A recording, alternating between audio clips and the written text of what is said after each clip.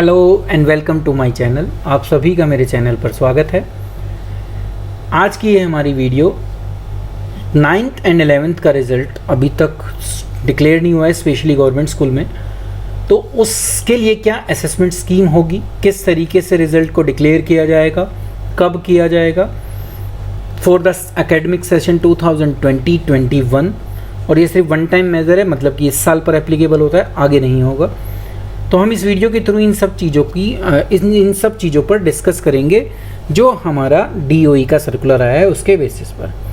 तो चलिए शुरू करते हैं अपनी वीडियो को और समझते हैं कि किस तरीके से 9th और 11th का रिज़ल्ट डिक्लेयर किया जाएगा फॉर द सेशन 2020-21 के लिए। तो ये सर्कुलर है जो आज की डेट पर आया है, मतलब कि 10 जून 2021 की डेट पर आया है। DOE डायरेक्टरेट ऑफ एजुकेशन ने इसको इशू किया है। सर्कुलर में वही लाइन लिखी है जो मैंने वहाँ पर अपनी मेन हेडिंग में दिया हुआ है, assessment scheme and result declaration for class 9th and 11th as one time measure for the academic session 2020-21। तो देखते हैं अब ये सर्कुलर हमें क्या बताता है कि किस तरीके से रिजल्ट डिक्लेयर किया जाएगा 9th एंड 11th का। COVID-19 outbreak has made a significant impact on the mental health, education and daily routine of the student. The COVID-19 related interruption highlight key challenges and provide an opportunity to further evaluate alternate measure in the interest of the student.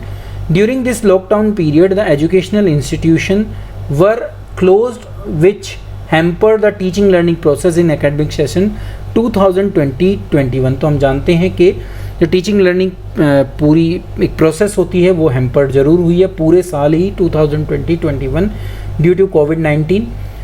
Annual exam of class 9th and 11th which were scheduled centrally in May-June 2020-21 जो conduct होने थे government school में, participated government aided school में और NDMC schools में, उनको postpone कर दिया गया था due to covid situation on 12 April 2021 और उनको फिर बाद में क्या कर दिया गया, कैंसिल कर दिया गया।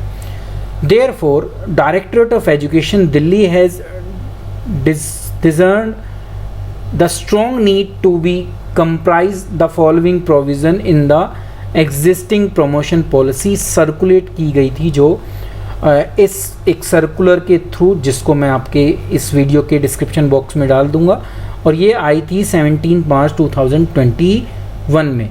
9th और 11th को किस तरीके से, वो ये भी वन टाइम मेजर ही था, इसी सेशन के लिए एप्लीकेबल होता था। तो इस प्रमोशन पॉलिसी को यहाँ पर सर्कुलेट जरूर किया गया था, बट क्योंकि एग्ज़ाम नहीं हुए तो अब इसमें भी मॉडिफिकेशन किया जा रहा है। These provision would help to mitigate adverse effect of the on the student, teacher and parent during lockdown period। तो देखते हैं अब क्या हुआ। तो इसको दो हिस्सों में बांटा है इस सर्कुलर के अंदर। एक को पार्ट ए कहा गया है, ये है गवर्नमेंट एडेड स्कूल जो रिकॉग्नाइज्ड अनएडेड स्कूल हैं जिनके यहाँ अभी तक रिजल्ट डिक्लेयर नहीं हुआ है, तो ये उनके ऊपर भी एप्लीकेबल होता है इस पार्ट ए का जो पार्ट है। अब ये पार्ट क्या कहता है कि ऐसे स्कूल जिन्होंने कंप्लीट कर लिए थे अपनी पूरी एग्जामिनेशन प्रोसेस को, मिड टर्म और एनुअल एग्ज़ाम ले लिए थे, तो वो अपना रिज़ल्ट जो डिक्लेयर करेंगे, अभी तक उन्होंने अगर नहीं किया, क्योंकि ये पार्ट ही बनता इसलिए है कि उन्होंने अभी तक रिज़ल्ट डिक्लेयर ना किया हो, तो वो अपना डिक्लेयर करेंगे result on the performance of the student in the examination as per the promotion policy, जो 17 मार्च 2020-21 को इस सर्कुलर के थ्रू इशू की गई थी डायरेक्टरेट ऑफ एजुकेशन के थ्रू। तो ये सर्कुलर मैं डिस्क्रिप्शन बॉक्स में डाल दूंगा। जहाँ नहीं हुआ है वहाँ पर, जो हो चुका है, जिनका रिजल्ट डिक्लेयर नहीं हुआ है पर एग्ज़ाम हो चुके हैं, वो इस तरीके से अपने रिजल्ट को डिक्लेयर करेंगे। अब ऐसे गवर्नमेंट एडेड स्कूल या रिकॉग्नाइज्ड अनएडेड स्कूल जहाँ पर रिजल्ट डिक्लेयर नहीं हुआ है और वहाँ पर जो है मिड टर्म एग्ज़ाम ही हुए थे, स्पेशली ये गवर्नमेंट और गवर्नमेंट एडेड स्कूल पर मोस्टली एप्लीकेबल होता है, तो वहाँ कैसे किया जाए, वहाँ तो वो प्रमोशन पॉलिसी जो इसमें दी गई है वो एप्लीकेबल नहीं हो पाएगी, क्योंकि उसमें तो दोनों टर्म को मिलाकर कहा गया था। तो अब उनका रिजल्ट जो डिक्लेयर किया जाएगा, अब एनुअल एग्ज़ाम उनके कैंसिल हो गए थे, तो अब उनका रिजल्ट कैसे डिक्लेयर किया जाए, तो वो अब यहाँ बताया गया है कि वो कैंसिल्ड हो गए थे एकेडमिक सेशन 2020-21 के लिए। तो जो student who have appeared in mid term examination, the marks obtained in each of the 5 main subject will be considered out of the maximum marks in theory। तो जो मिड टर्म एग्ज़ाम हुआ है और जो मार्क्स 5 मेन सब्जेक्ट में हैं उनको consider किया जाएगा। फॉर द स्टूडेंट, देखिए ऐसे स्टूडेंट जिनके 5 मेन सब्जेक्ट हो गए हैं तो वो उनके बेस पर रिजल्ट को डिक्लेयर किया जाएगा थ्योरी के, प्रैक्टिकल नहीं, याद रखिएगा, अभी थ्योरी ही बात की है यहाँ पर। For the student who have completed all the mid term examination in 2, 3 और 4 सब्जेक्ट, 5 हों तो वहाँ पर वो बोला है, जहाँ पर 2, 3 या 4 सब्जेक्ट में पेपर हुए हैं तो average marks obtained in best 2 performing subject out of the 5 main subject will be awarded in the subject whose examination have not been conducted or the subject is absent in the examination for whatsoever reason। या student absent हुआ है तो भी वही बात है, और अगर एग्ज़ाम नहीं हुआ है तो भी वही बात है। तो जो भी अगर 2 या 3 या 4 सब्जेक्ट में ही अगर एग्ज़ाम हो पाया, 5 में है तो 5 में तो वैसे बनेगा, यहाँ पर उन्होंने बता दिया, पर अगर 2, 3 या 4 सब्जेक्ट के पेपर हुए हैं तो जो भी रिमेनिंग सब्जेक्ट हैं उनके मार्क्स दिए जाएंगे किस बेसिस पर, जो 2, 3 या 4 सब्जेक्ट के पेपर हुए उसमें से जो बेस्ट 2 परफॉर्मिंग सब्जेक्ट होंगे बच्चे के, उनकी एवरेज निकालकर जिन सब्जेक्ट में एग्ज़ाम नहीं हुआ या बच्चा एब्सेंट था वो उसको मार्क्स दे दिए जाएंगे। यहाँ तक हमें क्लियर हुआ कि अगर 5 सब्जेक्ट के पेपर हो गए हैं तो उसके बेस पर रिजल्ट बनेगा मिड टर्म पे, थ्योरी पे। अगर 2, 3 या 4 ही सब्जेक्ट के पेपर हुए थे तो जिसका पेपर नहीं हुआ उसके मार्क्स बेस्ट 2 परफॉर्मिंग सब्जेक्ट के बेस पर अवार्ड किए जाएंगे और रिजल्ट को बनाया जाएगा। While awarding the average marks in the subject involving practical, the average marks will be given only in theory proportionately as per weightage। तो अगर कहीं पर प्रैक्टिकल है तो आपको सिर्फ थ्योरी को ही एवरेज मार्क देने हैं प्रोपोर्शनेटली, जो भी वेटेज बनती होगी, तो प्रैक्टिकल के मार्क्स इसके बेस पर नहीं दिए जाएंगे, सिर्फ थ्योरी की बात यहाँ पर की जा रही है। ठीक है, तो अगर प्रैक्टिकल सब्जेक्ट का पेपर नहीं हुआ तो वहाँ सिर्फ थ्योरी को प्रोपोर्शनेटली आपको क्या देने पड़ेंगे, मार्क्स अवार्ड करने पड़ेंगे। The student who have appeared in mid term examination in only 1 subject, अगर कुछ बच्चे ऐसे हैं जिन्होंने सिर्फ एक ही सब्जेक्ट का पेपर दिया है, will not be entitled for the average marks. तो यहाँ पर ये हमारे लिए एक इम्पॉर्टेंट लाइन है कि वो एंटाइटल नहीं होंगे कि उनको एवरेज मार्क्स दिए जाएं, जैसे ऊपर बात की गई है। तो जिस बच्चे ने सिर्फ एक ही पेपर दिया है तो उसके लिए एवरेज मार्क्स एप्लीकेबल नहीं होते।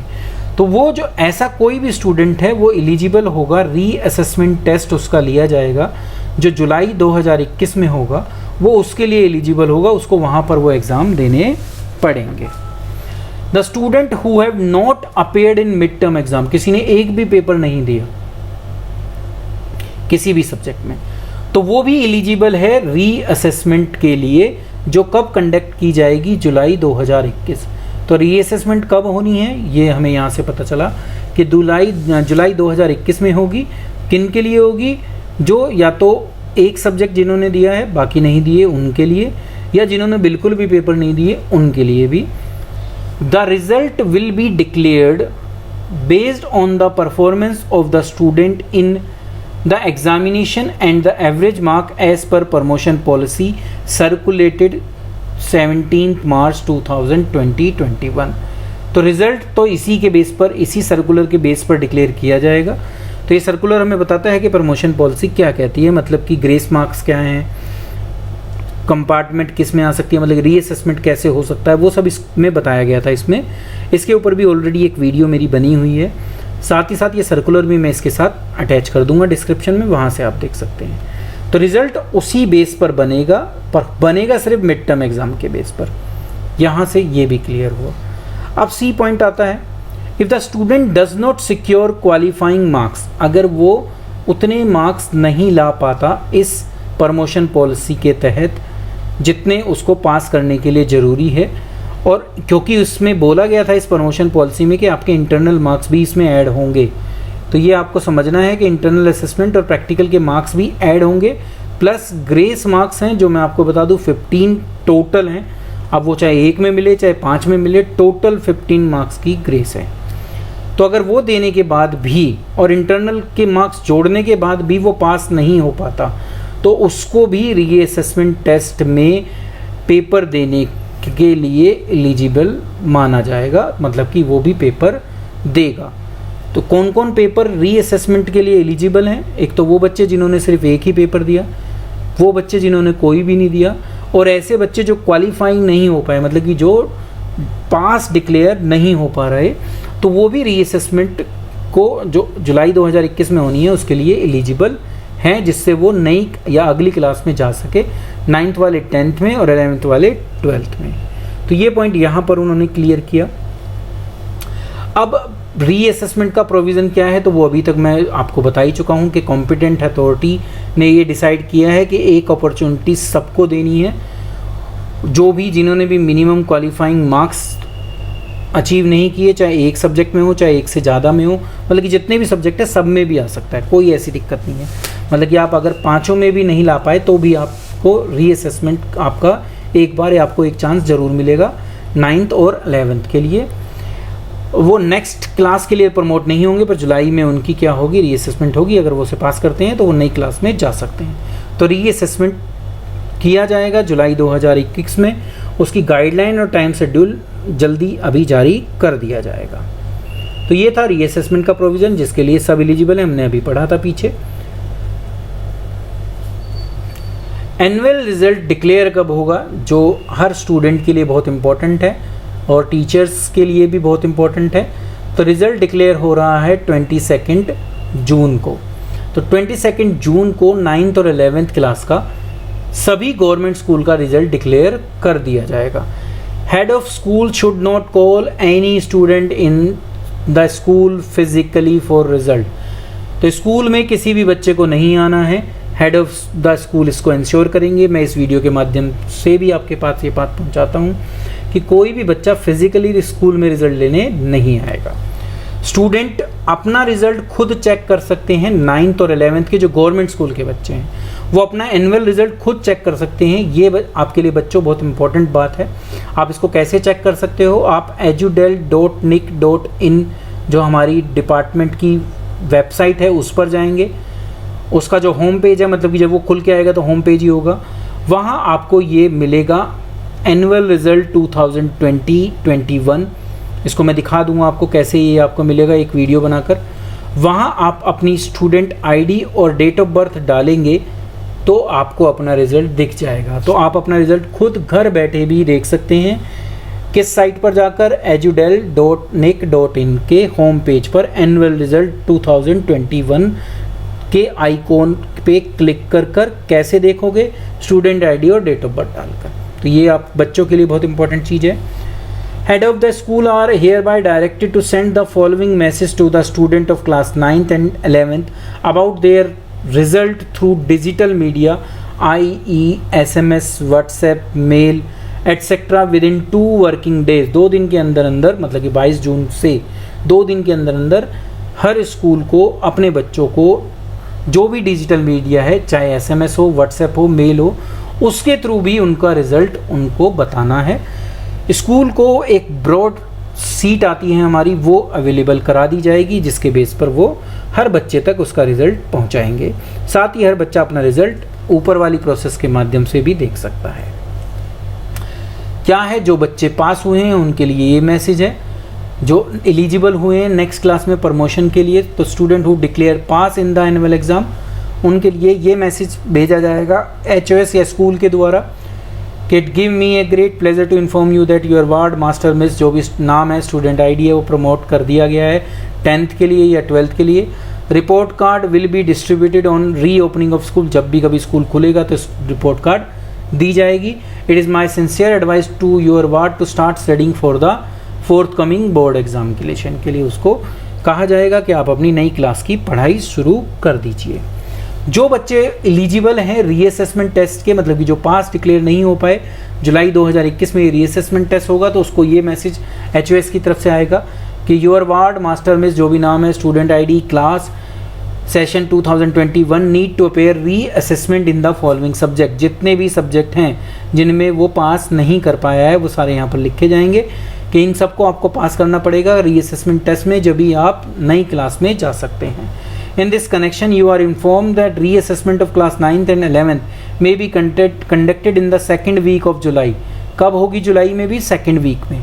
तो आप जो है स्कूल से कांटेक्ट कीजिए टेलीफोनिकली, उनसे पूछिए और जो डेट होंगी वो आगे भविष्य में आपको बता दी जाएगी।